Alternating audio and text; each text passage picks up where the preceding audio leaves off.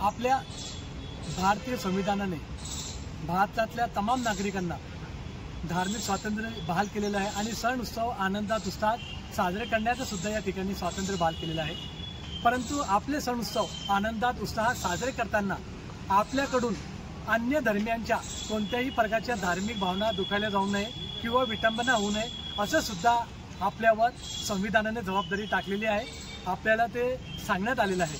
असे असताना सुद्धा अत्यंत खेदाने सांगावं लागतं की फुलवाडी भूषण बहुजन प्रतिपालक छत्रपती शिवाजी महाराजांच्या पुरोगामी महाराष्ट्रात आणि शाहू फुले आंबेडकरांच्या वैचारिक वारसा लाभलेल्या पुरोगामी महाराष्ट्रातल्या अहिल्यानगर येथील माडी वाड्यात दुर्गामाता दौडचे त्या ठिकाणी शिवप्रतिष्ठान संघटनेतर्फे आयोजन करण्यात आलेलं होतं आणि त्या ठिकाणी त्याच्या स्वागतासाठी त्यांनी जमिनीवर ज्या ठिकाणाहून आपलं जे रॅली त्यांची जाणार आहे त्या ठिकाणी त्यांनी रांगोळ्या काढलेल्या होत्या।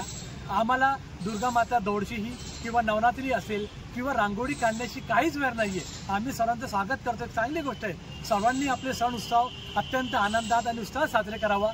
आम्हाला त्याच्याबद्दल काही चुकीचं नाही आमच्या मनात आणि काही आमचं त्यावरचं खेद नाहीये। परंतु त्यांनी रांगोळी काढताना त्या ठिकाणी बऱ्याच ठिकाणी अल्लाचे सर्वात प्रिय आणि अंतिम प्रेषित हजरत मोहम्मद अल्लाची त्यांच्यावर कृपादृष्टी असो यांचं त्या ठिकाणी त्यांनी नाव लिहून त्याच्यावरून पूर्ण जी दुर्गामाता दौड आहे त्या सामील लोकांनी त्या ठिकाणी ते पाय ठेवून म्हणजे अंतिम प्रेषितांचं नाव त्यांनी पायदळीत तुटवण्यात आलेलं आहे। या क्रियेमुळे या कृत्यामुळे समस्त जगभरातल्या जे प्रेषित साहेबांचे जे आशिक आहेत, जे गुलाम आहेत, म्हणजे प्रेषित साहेबांचे जे अन्वयी आहेत त्या सर्वांच्या धार्मिक भावना दुखावल्या गेलेल्या आहेत आणि त्याचप्रमाणे या ठिकाणी त्यांनी प्रेषित साहेबांचं नावच पायदळी तुटवलेलं नसून त्यांनी संविधानाने जे अधिकार जे हक्क त्यांना बहाल केलेलं होतं त्या ठिकाणी त्या संविधानाचं सुद्धा त्यांनी पायमल्ली केलेली आहेत।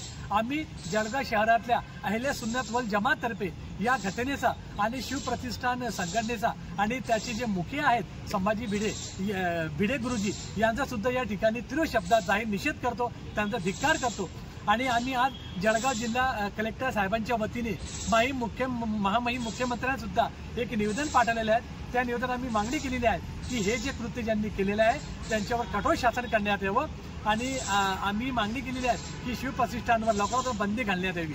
जय हिंद, जय भारत। आपण हिंदी में अरे सुंदर असेल की जगभरातले जितके मुस्लिम अनुयायी आहेत त्या सर्वांना प्रेषित साहेबांविषयी अत्यंत आदर आणि सन्मान आहेत आणि जे आमचे सरकार आला हजरत आहेत त्यांनी तर अशा प्रकारे प्रेषित साहेबांची प्रेम करण्याचं आम्हाला आवाहन केलं आहे।